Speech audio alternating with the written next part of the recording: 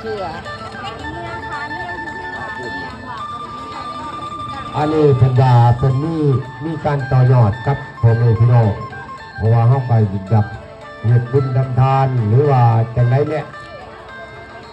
เฉพาะบ้านเฮาหรือว่าแขกทั้งใกล้ไปทั้งอื่นเนาะพ่อแม่พี่น้อง